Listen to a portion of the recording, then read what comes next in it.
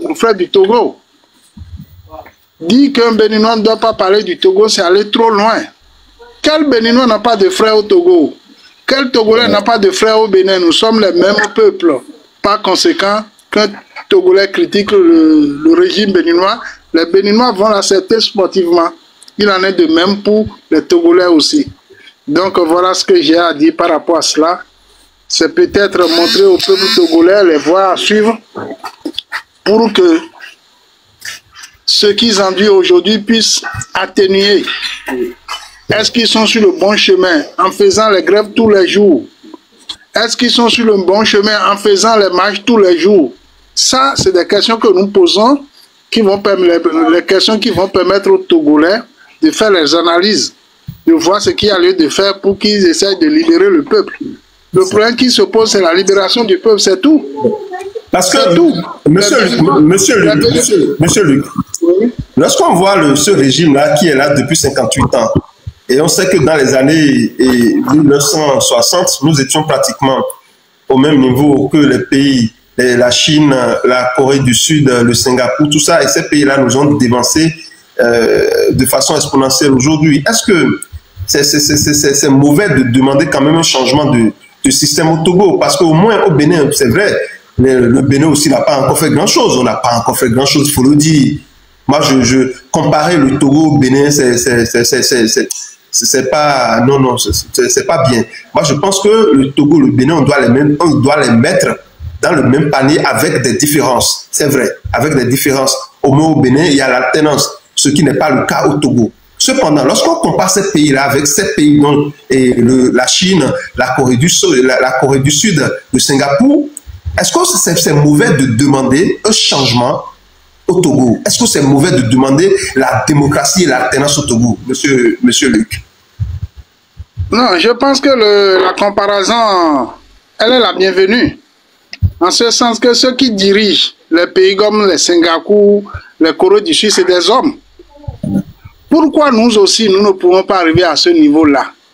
Le changement dont vous parlez, ce n'est pas seulement le changement d'homme. Naturellement, il y a le changement d'homme, mais il y a aussi le changement de mentalité. Est-ce que notre mentalité nous permet d'avancer?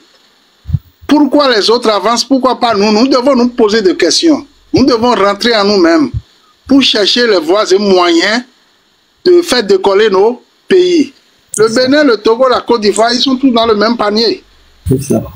C'est les mêmes peuples, les mêmes évolutions. Donc, pourquoi les autres avancent et pourquoi pas nous?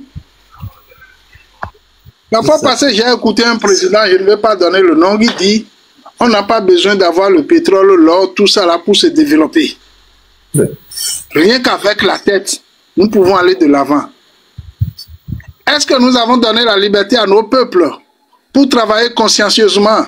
Parce que lorsque le peuple est torturé, le peuple ne peut pas avancer. Le peuple ne peut pas travailler. Donc voilà autant de questions que nous devons nous poser pour que nos pays aillent de l'avant. Et faites cette comparaison-là, ce n'est pas un crime. C'est ce qui est même souhaitable, ça, ce qui est souhaité. Parce que lorsque tu vis et que tu ne penses pas à celui qui est devant toi, tu veux toujours te comparer à quelqu'un qui est au même niveau ou qui est derrière toi, tu n'avances pas. Nous devons nous comparer à ceux qui sont devant. Qu'est-ce que les autres ont fait pour avancer? Pourquoi nous n'avançons pas? Qu'est-ce qui nous manque? Est-ce la démocratie? Est-ce que nos régimes, là, nos systèmes politiques ne cadrent pas avec les options qui vont permettre au pays d'avancer? Voilà autant de questions, autant de questionnements qui nous reviennent. Donc, le comparer, de faire cette comparaison-là, pour moi, elle est la bienvenue. Merci beaucoup à vous, monsieur. Merci beaucoup. Oui, merci beaucoup à vous. Alors, monsieur Ablodé. Donne-moi le temps d'ajouter quelque chose à ce que monsieur Luc vient de dire. Monsieur Luc, merci beaucoup, merci infiniment. Tu as dit, et en restant au pouvoir, en partant, qu'est-ce qu'on va laisser à sa descendance?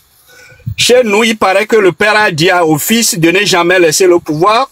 C'est pourquoi il a capté le pouvoir en 2005 en tuant, selon l'ONU, 400, 500 personnes. C'est pourquoi il refuse de quitter le pouvoir après 20 ans. Et puis, vous dites que on ne peut pas comparer les pays de la sous-région qui sont au même niveau. C'est bien vrai, mais moi, je vous dirais que quand on prend le Bénin, la Côte d'Ivoire, sans parler du Ghana, le Nigeria, même les nouveaux présidents militaires dans le Sahel, moi, je dirais que tous ces pays dépassent le Togo. Même la façon dont Patrice Talon travaillait. Si Faure Gnassingbé, depuis 2005, il a divisé le niveau, l'intelligence, la capacité de Patrice Talon en deux, et il faisait quelque chose.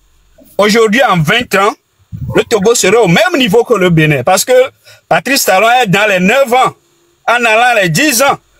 Mais quand on voit là où le Bénin est, le Togo est très très derrière. C'est comme, hier je disais à quelqu'un que le Togo est comme un chantier abandonné depuis des décennies. Nos amis, nos frères qui ont l'habitude de prendre l'avion. Monsieur Ablodé. Oui. Monsieur Ablodé, permettez-moi quelques secondes s'il vous plaît. Vous savez, en Afrique, l'Africain se prend trop la tête parfois. Et c'est pour ça que je dis que pour le Béninois que nous sommes, je pense que c'est dangereux de croire à l'heure actuelle que le Bénin a déjà fait quelque chose. Parce que l'Africain... Non, attendez, calmez-vous s'il vous plaît, calmez-vous. Je dis à l'heure actuelle là, je crois que en tant qu'Africain, il est dangereux de croire que le Bénin, la Côte d'Ivoire, ils ont déjà fait quelque chose. Pourquoi je le dis? En ce moment-là, il y a encore des Béninois qui vont à l'extérieur pour se chercher. En France, aux États-Unis, un peu partout, des Béninois qui sont obligés d'aller là-bas, dans ces pays-là, pour se chercher, pour avoir un mieux-être. Et tant que la situation est comme ça, on n'a pas encore accompli quelque chose. Le jour où le Béninois ne sera plus obligé d'aller dans un autre pays pour aller faire des métiers, des sous-métiers, pour vivre sa vie, alors on a accompli quelque chose. Cela veut dire quoi? J'appelle le peuple béninois à redoubler d'efforts. On n'a encore rien fait. Il ne faut pas se comparer au Togo pour dire on a déjà fait quelque chose. On n'a rien fait chez les Béninois. C'est maintenant que nous devons commencer. C'est maintenant, il faut prendre le taureau par les cornes.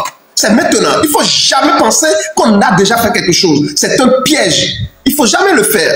Et moi, je crois que le Togo, c'est vrai qu'il y a une différence, mais le Togo, le problème du Togo en ce moment, c'est ce régime qui est au pouvoir depuis 58 ans. Ce régime, on n'est pas savant tout seul. Le président Faure doit comprendre, on n'est pas savant tout seul. Ce que vous n'avez pas pu accomplir durant 58 ans, ce n'est pas maintenant que vous allez l'accomplir. Passons à autre chose. Passons à autre chose. Il ne faut pas sacrifier la jeunesse inutilement. Ce n'est pas bien.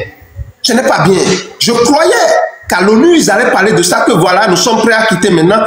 Mais nous allons négocier notre départ. Mais c'est un discours qui va dans tous les sens. On ne parle même pas. Non, quand même. Quand même. Vous allez passer encore combien de temps au pouvoir au Togo? Le Togo, ce n'est pas votre propriété personnelle. Ce n'est pas bien. Ce n'est pas bien, cher ami, monsieur Ablodé. C'est ce que nous dénonçons, s'il vous plaît. Allez-y. Oui. Vous avez raison.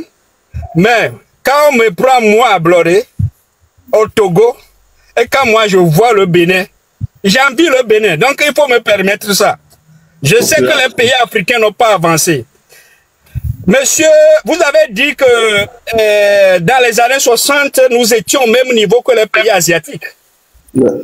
Je veux vous rappeler qu'il y a un ancien ministre, un ancien premier ministre indien, dans les années 65-70, il est venu en Côte d'Ivoire chez Fouet-Boigné, demander conseil sur comment il faut pour que leur économie a augmenté, est meilleure que eux.